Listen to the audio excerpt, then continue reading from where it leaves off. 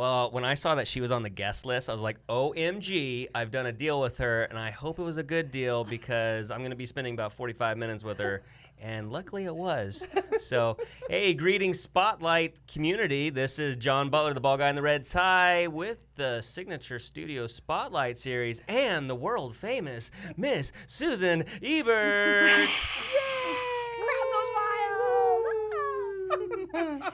And today, folks, we have a very special guest. We have one of the best here in the office, Mike Tyson, Miss Samantha Harding. Woo! Congratulations. Welcome. How are you? I'm doing well, thank you. How about yourselves? I'm doing good. And it's always a party wherever Susan is, so I try to stay by her side. I have a lot of inappropriate things that I'm not going to say right now. I know. We just spent the past 10 minutes getting set up, and I think you were... Poor Sam's, like, scared. She's like, what's going on? I just want to leave now. Yeah. That's awesome. Oh, Susan, you always bring so much joy into every situation. I'm sorry. All right, let's turn the spotlight on to Miss Sam. Do you go by Sam or Samantha? Sam. Actually, Susan is the only one that ever calls me Samantha Harding. Everybody else calls me Sam. Because I have a tendency to call people their first and last names. I don't know what that is. I don't know. John Butler. It's true. I guess you do. I do. It's a mom thing. Yeah. Like when I do that, that's a maternal I love you kind of thing. First and last name. I want them to fully grasp their identity. Yes. Yeah. Yes. Yeah. Nash Randall Ebert. It usually means you're in trouble, but you're never in trouble. I know. I'm wondering sometimes. You see me Samantha Harding, and I'm like, am I in trouble or not? I need to start calling you Sam. Sam. Yeah. Well, Sam, welcome to the show, and welcome to being under the spotlight, where we put a spotlight on an agent that is oh so bright. And so today you are our guest this week. And so let's jump into it. How long have you been doing real estate? I've been doing real estate for 2 years now. Okay. Yeah, not that long. And so how did you get into real estate? Well, somebody told me that I could just get my license and be a full-time mom at the same time. So I was like, hey, why not? I can make millions and be at home with my kids and my kids. So easy. Yeah. So, and then I did. That's how I got into real estate. I was like, well, I'm going to take my my test and I'm going to go ahead and jump into real estate. Very cool. And so how's your experience been getting into real estate? Well, I started... Lots of vacations? Yeah. So I started doing real estate, and then I failed because I didn't know what I was doing at first. And so I stopped doing real estate. I was like, you know what, this is not going to work out. And whoever says that you can be at home with your kids and do full-time real estate needs to get criminal charges against them. Wow. Drop it like lying. that? Yeah, they're lying because you can't. So then I dropped out of doing real estate, and then 2 years ago, I got the notification that my real estate was going to be expiring. So I was like, you know what, should I jump back in there? So then I did. I contacted a couple agents that I still talk to.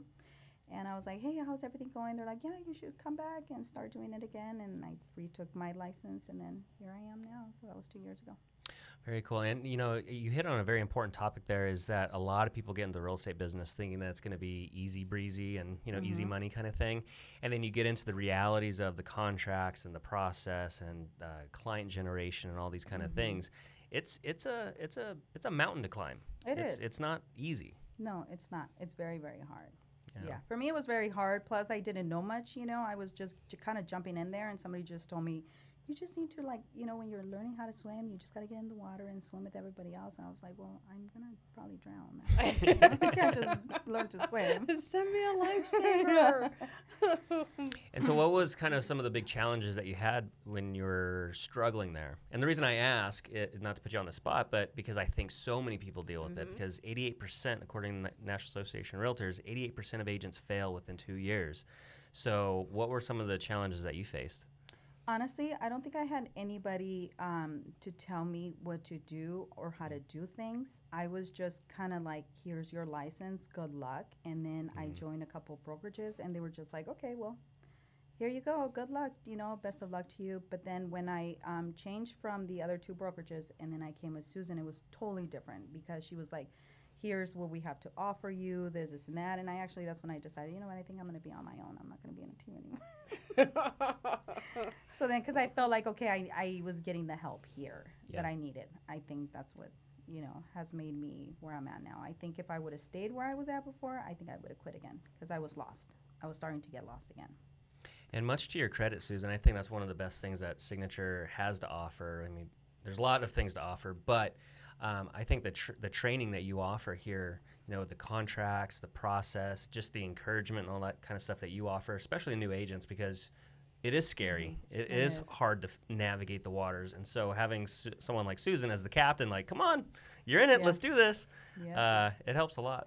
I think that if you kind of at least have an idea of what you're supposed to be doing, you have more confidence, and then you can go out there. But I always say in every single class, we can do the book smarts all you want, but until you're a good streetwalker, you're not going to make any money. And there's my inappropriate sentence for the podcast. Susanism. But it's true. You learn it. You can do the book smarts and read the contract and hear it. But then once you do it and experience it, don't you think that that's how you learn it? You really learn it through trial and error. Yeah. But yeah, I like to me, I'm all happy to see someone succeed that I know started from the beginning, and then you're just doing so good. So it's a mom proud kind of thing. And I know I'm not responsible for it. It's the work that you put in. And I know that I might be able to read a piece of paper with you, but I would never take any of the glory or the credit because you're the one who hustles every day. The job is not glamorous, but the lifestyle you can have is with the money you have at home when you're off work for the 3 hours a night. And that's the thing, too, is that a lot of people get in real estate thinking, oh, I'll just work a couple hours here and there. It's like, no, it's more like it's more than a full-time job because your brain never shuts off, and you're always thinking about the deals or the emotion of it. There's a lot to it. Yeah. It took me a while, but I actually learned that you can, everybody tells you can do real estate and then just stay at home. That's how I got into it, honestly, because I thought I was going to be at home just sitting making money, just clients landing on my lap, but that didn't happen. So, but what I'm saying is that you can actually do that as well. You just learn. I learned, after 2 years later, that you just need to learn how to balance yourself with your family and in real estate. I was answering calls at any time of the day. I was like till 10 p.m. texting clients, because I was getting desperate. I was like chasing, but then I was like, no. I did hear from a lot of people here, you got to make your schedule, you got to stick to it, and then just, do that. And that's how I think I learned to balance my life, And I think that's the mark of the experienced, is that when you're a new agent, you're going anywhere, everywhere, midnight, doesn't matter, you're going above and beyond, and that's good in a way because you're trying to learn the business and stuff like that. But once you become seasoned and stuff, you're like, nah, I'm not going to answer my phone after 6 o'clock because there's nothing that's going to happen after 6 o'clock. Yeah. You know what I mean? Escrow's closed, lenders are closed, title, like everything's closed. So, you can send an email, but, we can start this at 7 a.m. tomorrow morning. It doesn't matter. So, but, I think it's the measure of a true professional. So good for you. Yay, daily schedule, work hours, family hours. It's a good thing. So you've been here at Signature for how long now? For about a year and 8 months. A year and 8 months. And so that was really the turning point for your career? I think, honestly, changing to this brokerage with my team was like the biggest change of my life because like I mentioned earlier, I would have quit real estate again because I was getting lost. And that's why I decided to join a team because I was like, I'm getting lost. I don't want to drown with the rest of the real estate agents, you know, that are just kind of sinking. So when he was like, we're going to change to a new brokerage, I was like, okay, I'm going to follow you, and then see where it goes. That's awesome. And, a lot of newer agents, they're hesitant to join a team because they go, oh, my gosh, I have to give up my commission or whatever. But it's like, well, do you want, 30, 40, 50% of a deal or nothing, right? Because these big teams, we have a lot of big teams here at the office, but these teams, they generate a lot of business. So it's better to have some of that than none of it. Yeah. And then you get to learn the ropes, too, and you get to see how these guys operate. And so I think that was a smart move for you. Yeah, and I did that with 3 different teams. And then I learned, I was like, okay, I'm on my own now. I'm like, Sam, you're a leader. Let's go that way. So are you going to start generating your own team then? No, I don't. Well, probably my husband, he'll be in my team. Oh, is he coming over? I told him he needs to get his real estate license. So we'll see if he does or not. So other than that, I don't want to be leading anybody right now. Yeah. Yeah. Because it is its own responsibility when you start managing a team and stuff like that. It's a lot like I'm gonna say babysitting, which is a terrible word for it, but It's because it's adult daycare, John. it's adult daycare. There's no sorry. babies here. Yeah, but it's when it's hard enough to manage your own business in life, but when you have to manage other people, it's a whole other ballgame. So Yeah. the people that pull off these teams, it really is a managerial role. Yeah. You have Plus, to I be don't doing think I have enough to offer somebody. it. Sure. So I don't want to bring somebody in and then later on leave me and go, well, she sucked, Yeah. Right, she wasn't offering me nothing. She was taking half of my commission, and, I just don't want any of that drama right now. Yeah. No, Yeah. that's good. Well, it seems like you definitely have a trajectory of success. You're on the right path now that you've learned from the teams and from Susan here. 2020 is right around the corner. What do you see as your vision for your business? What would you like to see happen? I would like to see getting more listings. Mhm. I'm more of a buyer's agent, but I want to focus more on getting more listings. So that's what I've been trying to work on this last couple of months. Very cool. Yeah. And she has a really cute brand. Oh, yeah. Have you Her done some name, branding? their little logo is adorable. Yeah. What is it? Yeah, just says Samantha Holmes, It Samantha says, Harding Holmes. it's Samantha Harding Homes, and it has like the heart of Yeah. the law enforcement blue line across. Very cool. Because my husband's law enforcement, so. Yeah. Very cool. So do you follow the law? Well, depends. It all Don't wanna say anything depends, incriminating Susan. here. Yeah. Okay, so now we know you're married. How Yeah. long have you been married? I've been married for, geez, why did you ask me that? That's I a never hard remember. question. I think it's been like 18 years now. Wow. You don't look Yeah. old enough to be married then. No. Uh-uh. Yeah. Wow. Yeah. Like dating myself was like, no. Yeah. No, it is. I think it's been 18 years. I never keep track of that. We just go 1 year at a time. Did you get married young?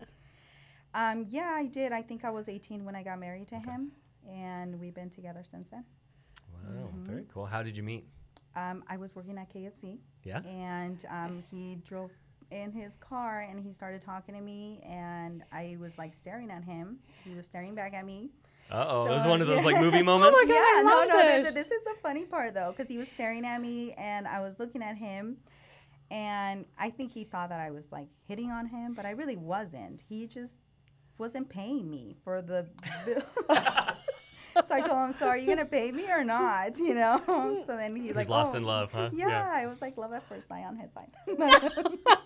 Well, they say fried chicken is an aphrodisiac, so Yeah. probably the smell of that. Yeah. So that's how we met, and then from that point on, he just kept on coming in that drive-through, and it was like, leave me alone. How Oh, did he, really? How did he ask you out? I'll have you to go. I'll Right? take one of That you would've to been go. smooth. Yeah. No, he was just like, hey, do you want no, he actually asked me, he actually gave me his number, and because he asked me for my number, and I said, I'm sorry, I can't give you my number, but you can give me yours. He gave me his number. I took it home. My mom washed my pants that day, and then his number got lost. So I didn't see him for 30 days straight because I think he was a little bitter that I never called him. But I was hoping that he would come back, and he wasn't coming around. So then finally, like, somebody started talking to me, and I was like, okay, but maybe this might be a good candidate too. The drive-through has some action. Yeah. Jeez. But then I saw him in the back, and I was like, oh, here he comes. I'm going to give him another opportunity. So that's how our relationship started. Oh my God, how exciting. Okay, so Yeah. how did he propose?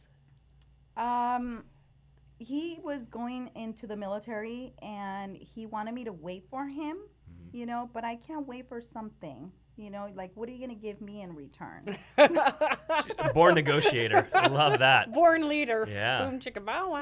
So he was like, well, I'm going to give you a promise ring. I'll marry you when I come back. And then I was like, okay, that's fine, but I had other, stuff in store. And I was like, hey, guess what? I'm pregnant. Oh, hey. By the way. I'm pregnant, so you can't give me this promise ring anymore. You actually have to marry me. So that's Oh, how it all went down. but you loved him. I still love him. Oh, Yeah. that's awesome. Yeah, he's a good person. How many babies do you have? Together we have 3. I have a son from my previous relationship.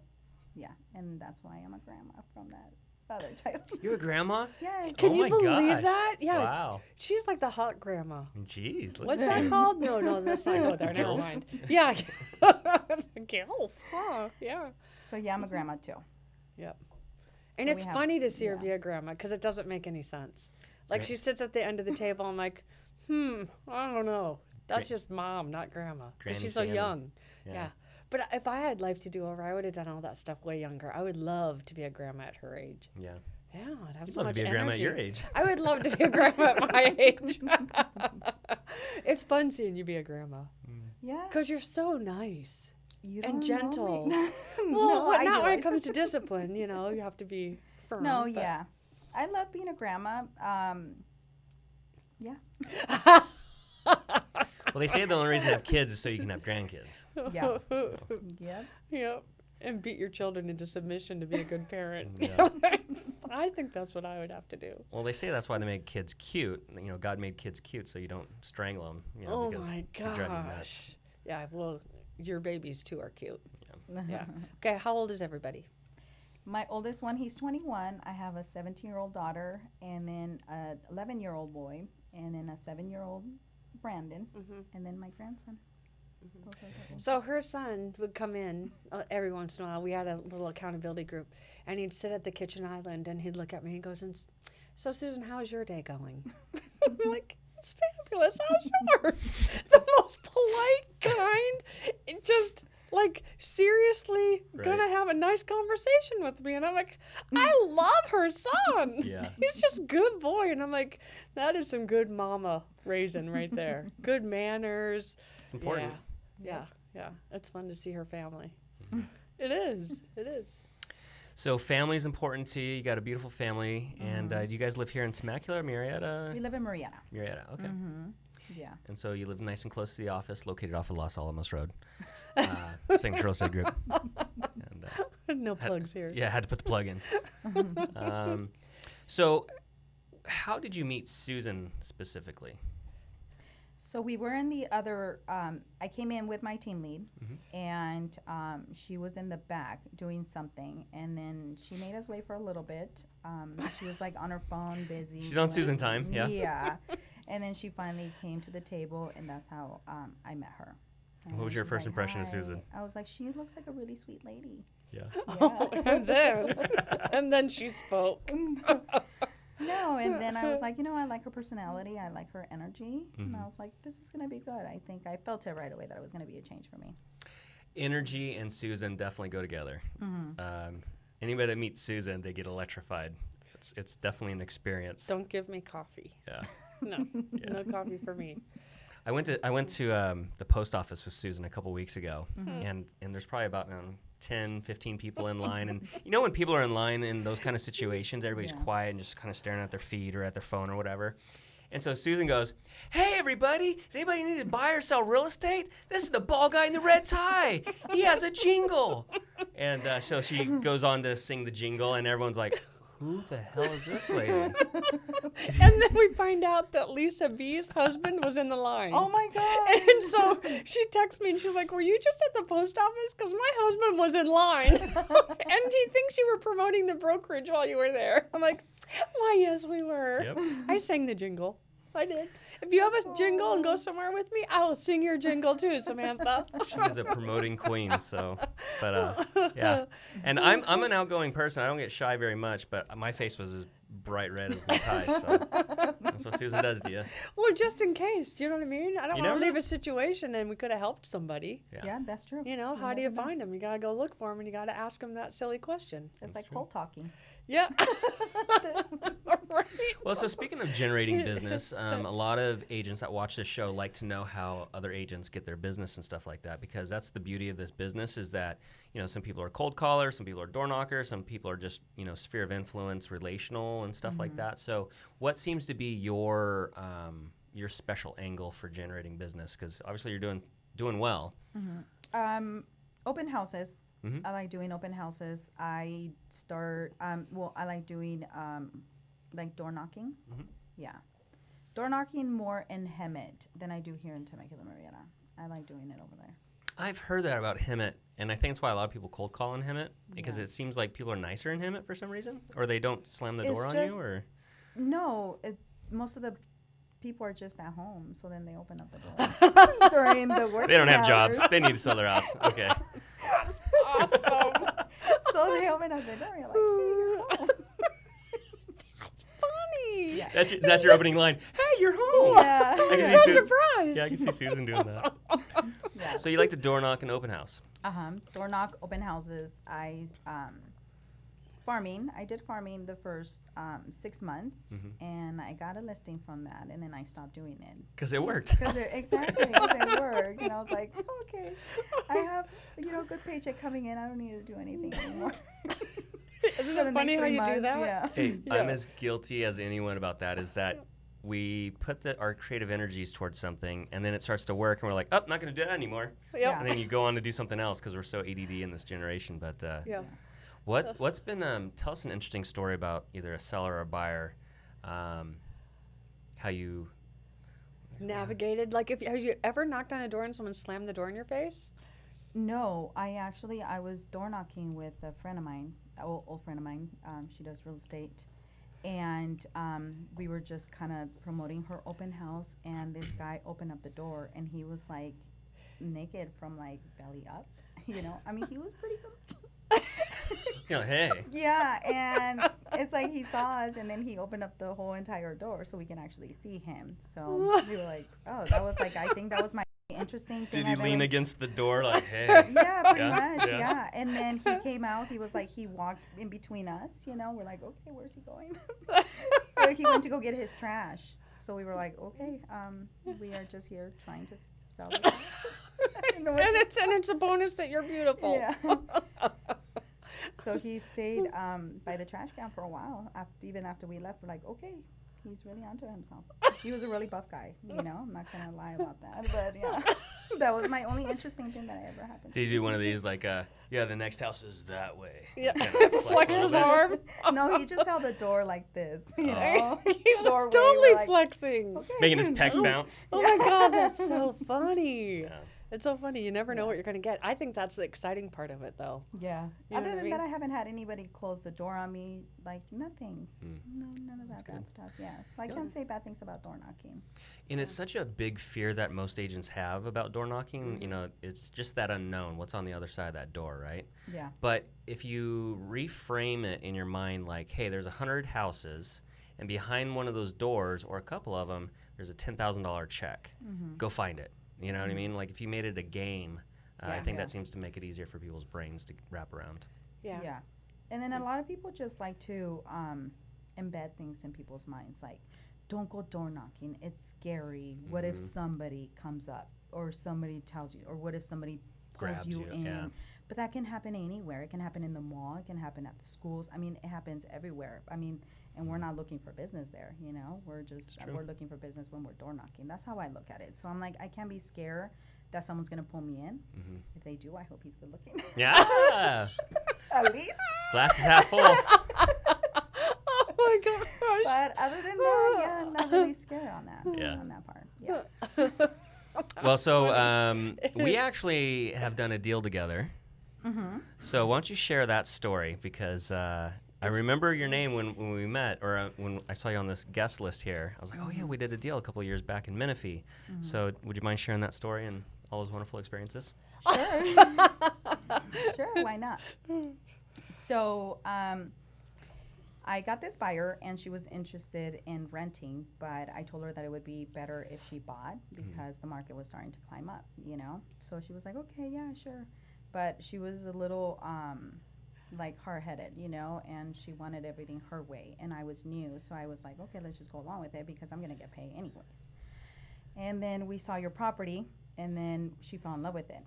We started the escrow. You accepted our offer. We accepted, we went into escrow. And then the repair, we did the home inspection. There was a lot of things wrong with the property, I'm not going to lie. The house was kind of a junker. Yep. So then I told her, I said, okay, well, you need to take some time to go over the report and then let me know, what you would like to add. So then she sends me this list of 100 items. And then I got scared. I wanted to quit real estate right there. And then I was like, what do I do? So then I brought it up to my broker, and then she said, well, talk to her and see if maybe you guys can narrow it down to the most important things. Yeah. So then I did, and she said, no, I want this. She was really firm about it. So I was like, okay, well, I'm going to go ahead and submit it. That's So where then I you did close it. your eyes and Yeah. hit send. You're like, I'm going to go hide now.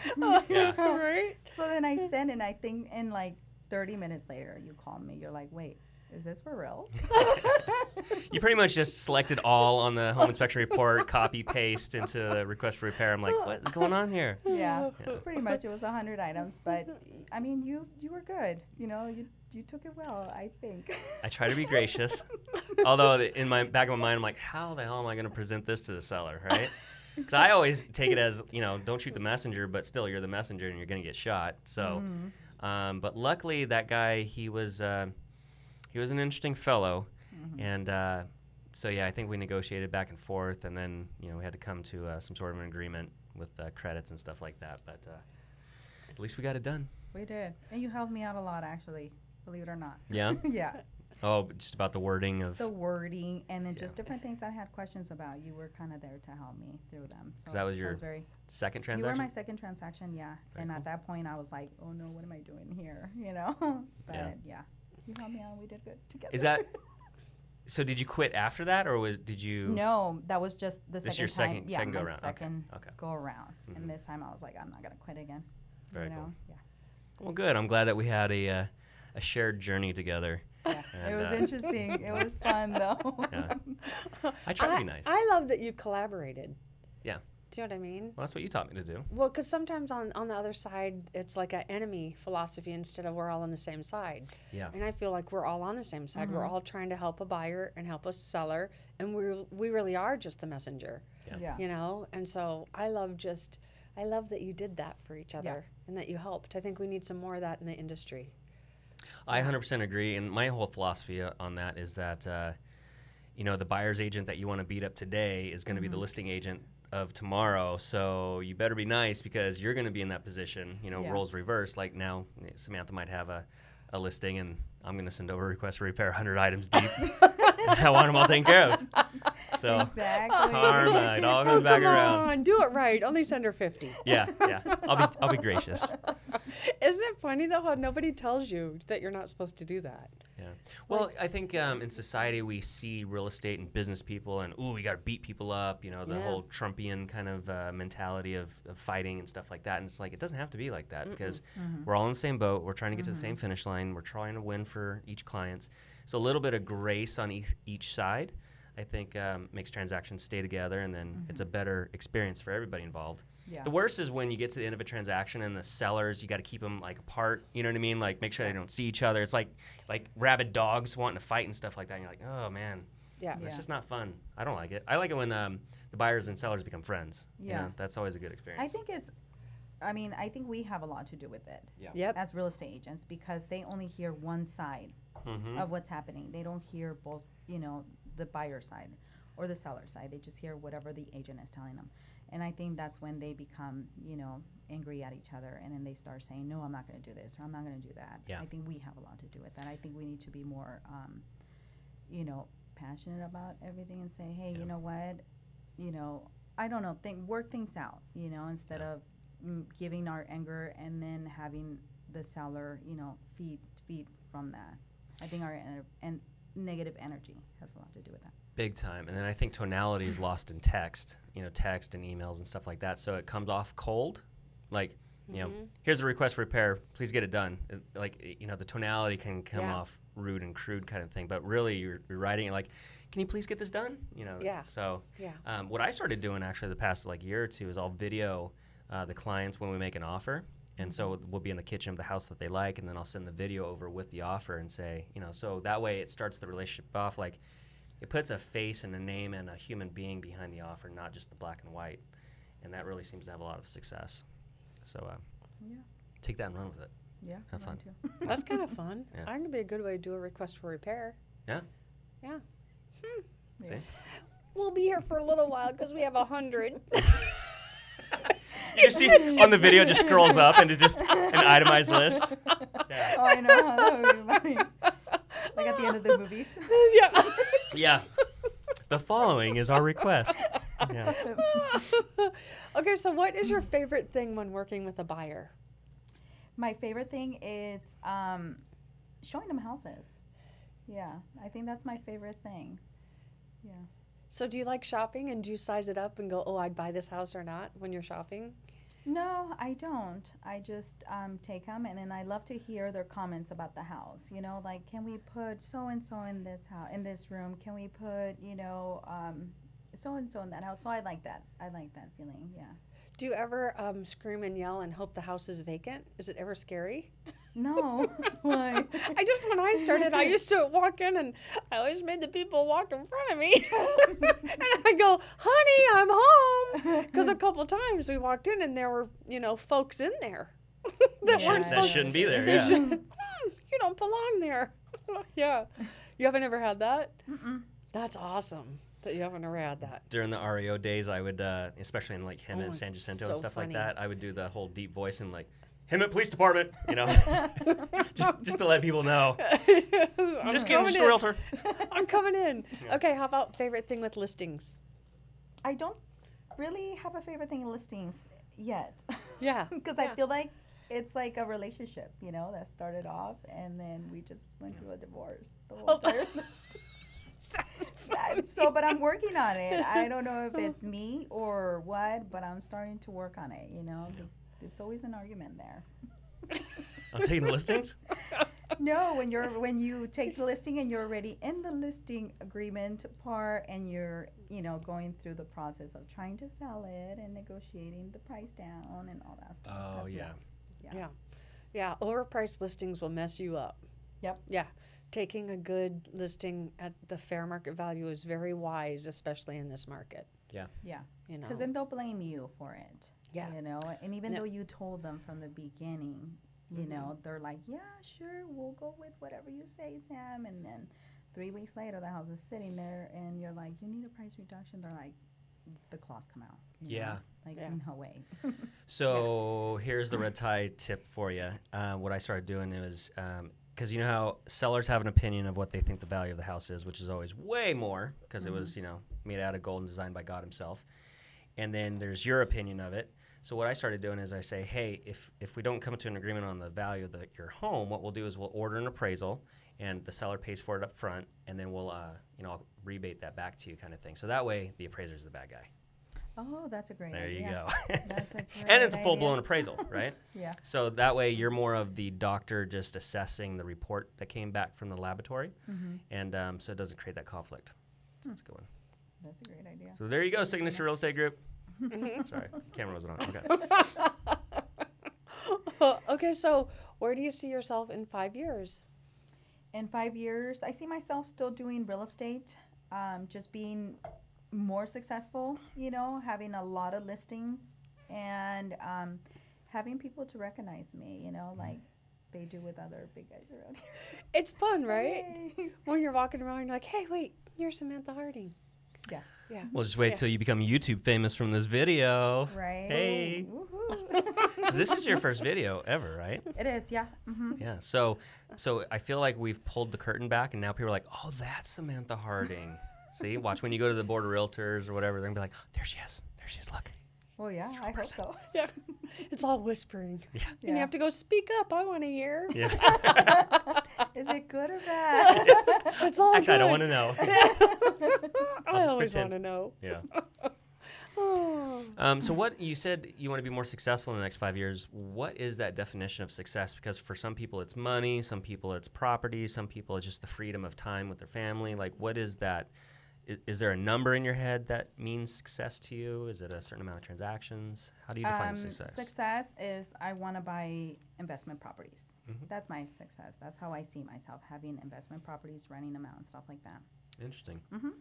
And that's smart because you're, still in your mid-30s kind of thing. And so over the next 30, 40 years, you start building that portfolio now. That's fantastic. So you're smart. You're on it. Yep. It's huge. You can do it. And you're Yeah, young. I'm going to try my hardest. Just do it instead. I don't have any desire to do that whatsoever. Well, but your definition of success is having the #1 brokerage in the area with 160 agents. I didn't know that till it happened. I know. And it happened while you were gone. So. So I really know it has nothing to do with me. I'm okay with that too.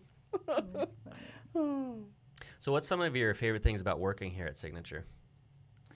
I like the atmosphere, Mhm. and I liked the programs that she has, for us, the accountability, and just pretty much everything in general. I like everything about this program. Oh, you're so nice. Checks a lot of boxes, huh? It does. Mm-hmm. So what she does different than some of the people here is she participates.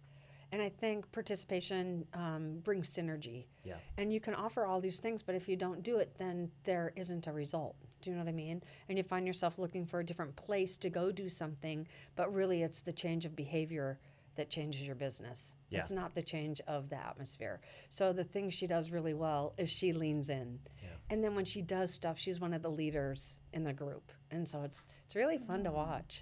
It is. I'm proud. I'm a proud mom. Yes, I am.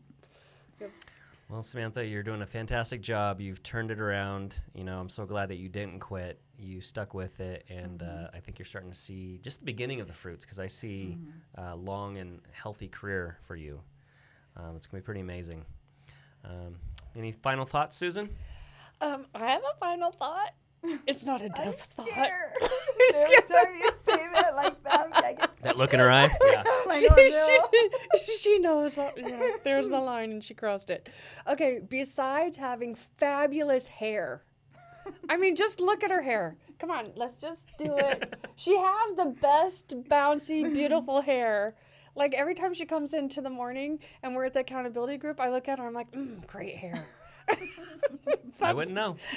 It is. Like, and it's soft, and look, see those curls? It's gorgeous.